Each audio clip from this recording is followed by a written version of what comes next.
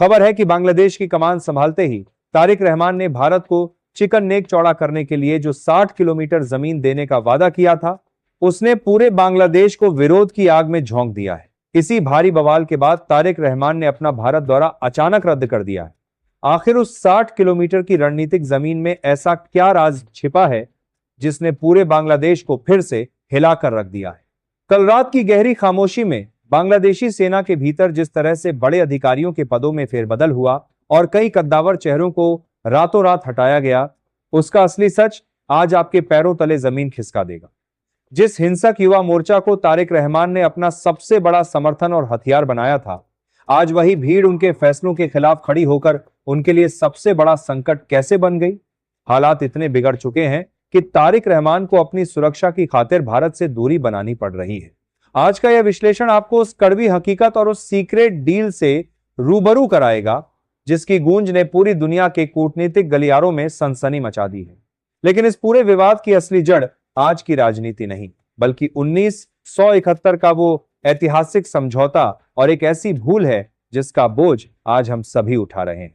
आज मैं खोलूंगा उस गुप्त फाइल का राज कि अगर उस वक्त की सरकार ने अपनी उदारता के बदले सुरक्षा के पुख्ता इंतजाम किए होते और 93,000 युद्धबंदियों के बदले अपनी संप्रभुता का ठोस सौदा किया होता, तो आज किसी भी बाहरी ताकत की जरूरत नहीं होती कि वो भारत की इस कमजोर नस की तरफ आंख उठाकर भी देख सके। क्या भारत अपनी इस रणनीतिक गर्दन को सुरक्षित रख पाएगा या इतिहास का एक पुराना पन्ना आज फिर से बड़ी मुसीबत बनने वाला है? चलिए इस बड़ी कूटनीतिक बिसात का सबसे गहरा विश्लेषण शुरू करते हैं। दोस्तों, आज के संकट को समझने के लिए हमें आज से 55 साल पीछे जाना होगा। 16 दिसंबर 1971, ढाका का रेसकोर्स मैदान। पूरी दुनिया ने देखा था कि कैसे भारतीय सेना ने पाकिस्तान के 2 टुकड़े कर दिए थे। 93,000 पाकिस्तानी सैनिकों ने हमारे सामने हथियार डाले थे। इतिहास में इतना बड़ा सरेंडर न कभी हुआ था और न कभी होगा। उस वक्त भारत के पास वो गोल्डन कार्ड था जिससे हम दक्षिण एशिया की किस्मत हमेशा के लिए लिख सकते थे। तत्कालीन प्रधानमंत्री इंदिरा गांधी के पास उस वक्त कूटनीतिक मेज पर इतनी ताकत थी कि वे जो चाहती पाकिस्तान और नवनिर्मित बांग्लादेश से मनवा सकती थी। रणनीतिक विशेषज्ञों का एक बहुत बड़ा धड़ा, जिसमें सेना के कई पूर्व अधिकारी भी शामिल हैं, आज भी एक ही सवाल पूछते हैं कि जब हम शिमला समझौते के लिए मेज पर बैठे तो हमने अपनी सुरक्षा की सबसे बड़ी चिंता यानी चिकन नेक के लिए कोई ठोस गारंटी क्यों नहीं मांगी? उस समय बांग्लादेश एक नवजात राष्ट्र था। वह भारत की मदद के बिना एक दिन भी सांस नहीं ले सकता था। अगर उस समय भारत सरकार चाहती तो वह बांग्लादेश से जमीन के उस गलियारे पर टेरिटोरियल कॉरिडोर की मांग कर सकती थी जो सिलीगुड़ी कॉरिडोर को उत्तर और दक्षिण से सुरक्षित कर देगा। अगर हमें उस वक्त मात्र 50 या 60 किलोमीटर की वो पट्टी मिल गई होती तो आज भारत के चिकन नेक की चौड़ाई 22 किलोमीटर नहीं बल्कि 80 किलोमीटर होती। लेकिन अफसोस, हमने महानता का रास्ता चुना। हमने सोचा कि बांग्लादेश की आजादी के लिए हमने जो खून बहाया है उसका एहसान वो पीढ़ी दर पीढ़ी मानेंगे। हमने 93,000 युद्धबंदियों को बिना किसी शर्त के वापस भेज दिया। हमने न तो कश्मीर की समस्या सुलझाई और न ही पूर्वोत्तर की सुरक्षा के लिए जमीन का वो हिस्सा लिया। नतीजा, आज 55 साल बाद हमें उसी जमीन के लिए एक ऐसे नेता तारिक रहमान के सामने गिड़गिड़ाना पड़ रहा है जिसकी अपनी खुद की सत्ता डगमगा रही है। 1971 की उस उदारता ने आज 2026 में भारत के सामने अस्तित्व का संकट खड़ा कर दिया है। दोस्तों, यहां रुककर मैं आपसे एक बहुत ही निजी बात पूछना चाहता हूं। आज जब हम इस 22 किलोमीटर के चिकन नेक और अपनी सीमाओं पर मंडराते खतरों की बात कर रहे हैं तो यह सिर्फ कोई न्यूज रिपोर्ट नहीं है। यह हमारे उन वीर जवानों के बलिदान का सम्मान है जिन्होंने 1971 में अपनी जान की बाजी लगाकर एक नया राष्ट्र बनाया था। आज उन्हीं की मेहनत से मिली सुरक्षा पर जब दुश्मन आंख उठाता है तो क्या एक हिंदुस्तानी होने के नाते आपका खून नहीं खौलता? यह वीडियो बनाने का मेरा मकसद सिर्फ जानकारी देना नहीं बल्कि सोए हुए सिस्टम को जगाना और आपको जागरूक करना है। अगर आज आपको भी लगता है कि भारत की सुरक्षा के साथ कोई समझौता नहीं होना चाहिए और हमारे तिरंगे का मान हमेशा ऊंचा रहना चाहिए तो इस वीडियो को अभी लाइक करें। आपका एक लाइक भारत की उस आवाज को मजबूत करेगा जो दुनिया को बताना चाहती है कि हम अब झुकने वाले नहीं हैं। इस चैनल को सब्सक्राइब करें ताकि हम ऐसे ही निडर और राष्ट्रहित के मुद्दे आप तक पहुंचाते रहें। और कमेंट बॉक्स में राजनीति से ऊपर उठकर अपने देश के सम्मान में पूरे गर्व के साथ लिखिए जय हिंद। आपकी ये कमेंट दुश्मन के हौसले पस्त करने के लिए काफी है। इस वीडियो को कम से कम एक ऐसे दोस्त के साथ शेयर करें जो भारत की अखंडता की चिंता करता है। चलिए अब वापस चलते हैं उस कड़वे सच की ओर। दोस्तों, सवाल ये उठता है कि जो तारिक रहमान कभी भारत के खिलाफ आग उगला करते थे, अचानक उनके सुर कैसे बदल गए? आखिर क्यों उन्होंने चिकेन नेक की सुरक्षा के लिए 60 किलोमीटर जमीन देने का वादा किया? इसके पीछे कोई प्यार नहीं, बल्कि शुद्ध सर्वाइवल की राजनीति थी। सत्ता में आने के बाद रहमान को यह समझ आ गया था कि चीन और पाकिस्तान सिर्फ वादे करते हैं, लेकिन मुसीबत में काम सिर्फ दिल्ली ही आ सकती है। उन्हें अपनी डूबती अर्थव्यवस्था को बचाने के लिए भारत की मदद चाहिए थी, और इसी मदद की कीमत थी भारत की सुरक्षा की गारंटी। भारत ने साफ कह दिया था कि अगर बांग्लादेश के साथ रिश्ते नए युग में ले जाने हैं तो सिलीगुड़ी कॉरिडोर यानी हमारे चिकन नेक को सुरक्षित करना ही होगा। तारिक रहमान ने इसे एक मास्टर स्ट्रोक समझा। उन्हें लगा कि वो भारत को यह रणनीतिक गहराई देकर खुद को एक वैश्विक नेता के तौर पर पेश करेंगे। लेकिन कूटनीति की मेज पर जो फैसला सही लग रहा था, वो बांग्लादेश की सड़कों पर उनके लिए डेथ वारंट बन गया। जैसे ही इस गुप्त समझौते की खबर लीक हुई, वैसे ही पूरे बांग्लादेश में यह अफवाह फैला दी गई कि तारिक रहमान ने देश का एक हिस्सा भारत को बेच दिया है। यहीं से शुरू होता है असली बवाल। वो युवा मोर्चा जो कल तक तारिक रहमान के लिए नारे लगा रहा था, अचानक उनके खिलाफ सड़कों पर उतर आया। ढाका के शाहबाग से लेकर चटगांव की गलियों तक एक ही नारा गूंजने लगा, नो लैंड फॉर इंडिया। स्थिति इतनी भयावह हो गई कि तारिक रहमान के अपने मंत्रियों ने हाथ खड़े कर दिए। इस दबाव का नतीजा यह हुआ कि जिस भारत दौरे पर आकर वे खुद को दक्षिण एशिया का नया सुपरस्टार साबित करने वाले थे, उसे उन्होंने अपनी जान बचाने के लिए अंतिम समय में रद्द कर दिया।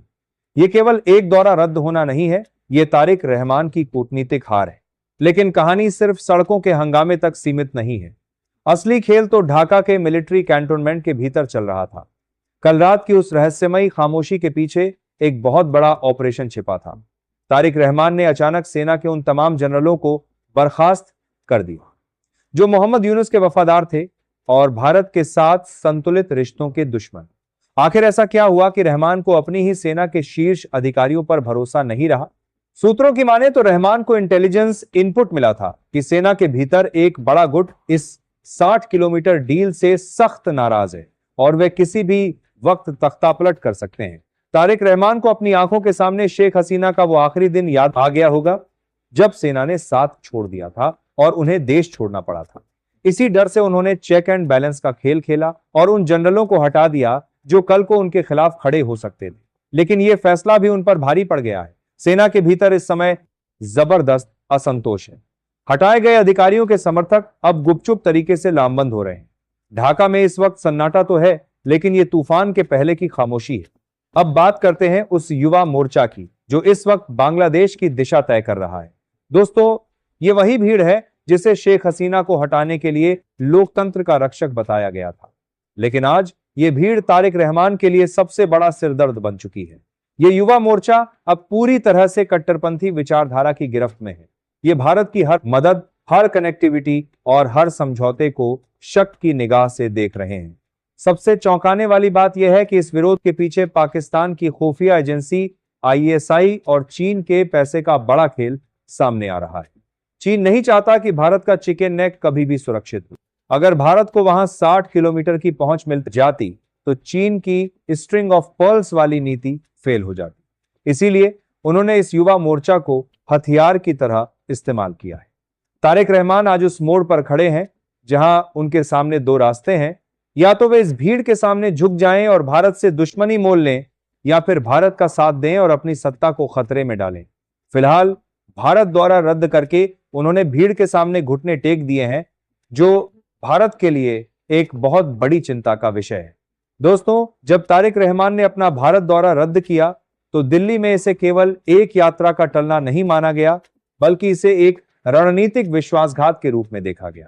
भारत के कूटनीतिक गलियारों में यह संदेश साफ चला गया है कि बांग्लादेश का नया नेतृत्व फिलहाल भीड़ और कट्टरपंथियों के दबाव में है। लेकिन सवाल यह है कि क्या भारत हाथ पर हाथ धरकर बैठा रहेगा? बिल्कुल नहीं।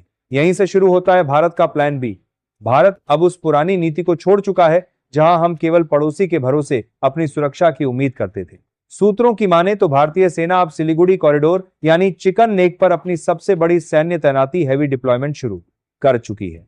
अगर हमें बांग्लादेश की जमीन से सुरक्षा नहीं मिलती तो भारत अपनी सीमा के भीतर ही ऐसी अभेद दीवार खड़ी करेगा जिसे भेदना चीन या किसी भी दुश्मन के लिए नामुमकिन होगा। भारत अब मल्टी मॉडल कनेक्टिविटी पर युद्ध स्तर पर काम कर रहा है। हम अब म्यांमार के सितवे पोर्ट और कालादान प्रोजेक्ट को इतनी तेजी से पूरा कर रहे हैं कि अगर कल को चिकन नेक ब्लॉक भी हो जाए तो हमारे पूर्वोत्तर राज्यों को रसद और कुमक पहुंचाने में 1 घंटे की भी देरी ना हो। लेकिन इस पूरे खेल के असली खिलाड़ी पर्दे के पीछे बैठे हैं। चीन और पाकिस्तान के लिए यह जश्न का मौका है। चीन का वेस्टर्न थिएटर कमांड हमेशा से चाहता था कि भारत का चिकन नेक वाला हिस्सा कमजोर बना रहे। अगर भारत को वहां 60 किलोमीटर की रणनीतिक गहराई मिल जाती तो चीन का वो सपना चकनाचूर हो जाता जिसमें वो भारत को 2 हिस्सों में काटने की साजिश रचता है। पाकिस्तान की आईएसआई ने इस मौके का फायदा उठाकर बांग्लादेश के युवा मोर्चा में अपने स्लीपर सेल्स एक्टिवेट कर दिए हैं। खबर है कि ढाका की सड़कों पर जो विरोध प्रदर्शन हो रहे हैं उनमें इस्तेमाल होने वाले संसाधन और फंडिंग सीधे तौर पर सीमा पार से आ रहे हैं। वे तारिक रहमान को भारत से इतना दूर कर देना चाहते हैं कि बांग्लादेश फिर से 1971 से पहले वाली कट्टरपंथी मानसिकता में लौट जाए। भारत के लिए चुनौती अब केवल एक पड़ोसी देश नहीं बल्कि 2 परमाणु शक्तियों का वो खतरनाक गठजोड़ है जो बांग्लादेश को अपनी युद्ध भूमि बनाना चाहते हैं। आज जब हम इस संकट को देख रहे हैं तो हमें 1971 की उस भूल का एहसास और भी गहरा होता है। अगर उस समय इंदिरा गांधी ने शिमला समझौते में अपनी शर्तों को मजबूती से रखा होता तो आज हमें तारिक रहमान जैसे अस्थिर नेताओं के फैसलों का इंतजार नहीं करना पड़ता। लेकिन इतिहास हमें सबक सिखाता है और आज का भारत इतिहास की गलतियों को दोहराने के मूड में नहीं है। रणनीतिक जानकारों का कहना है कि भारत अब बांग्लादेश पर सॉफ्ट पावर के बजाय स्मार्ट पावर का इस्तेमाल करेगा। हम बांग्लादेश को यह साफ संदेश दे रहे हैं कि अगर वे भारत की सुरक्षा चिंताओं का सम्मान नहीं करते तो भारत भी उनकी आर्थिक और ऊर्जा जरूरतों पर अपने हाथ खींच सकता है। याद रहे, बांग्लादेश को बिजली से लेकर जरूरत के सामान तक सबसे ज्यादा मदद भारत से मिलती है। अगर दिल्ली ने अपने दरवाजे बंद किए तो ढाका में अंधेरा छा जाएगा। ये न्यू इंडिया की वो कूटनीति है जहां हम झुकते नहीं बल्कि बराबरी और सम्मान की बात करते हैं। तो दोस्तों, लबोलुआब यह है कि तारिक रहमान का भारत दौरा रद्द होना हमारे लिए एक चेतावनी है। यह इस बात का सबूत है कि हमारे पड़ोस में कट्टरपंथ की जड़ें कितनी गहरी हो चुकी हैं।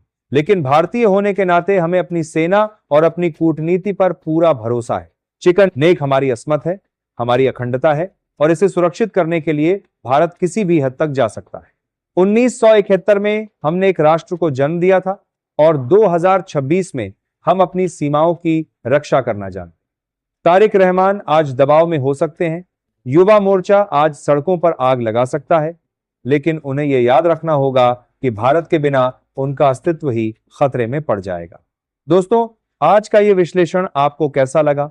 क्या आपको भी लगता है कि 1971 में इंदिरा गांधी जी से वाकई वो ऐतिहासिक भूल हुई थी जिसका खामियाजा हम आज भुगत रहे हैं? और क्या भारत को अब तारिक रहमान के साथ सख्ती से पेश आना चाहिए? अपनी राय कमेंट बॉक्स में जय हिंद के साथ जरूर लिखें। अगर आपको ये वीडियो जानकारीपूर्ण लगा तो इसे लाइक करें और देश के हर नागरिक तक पहुंचाने के लिए शेयर करें।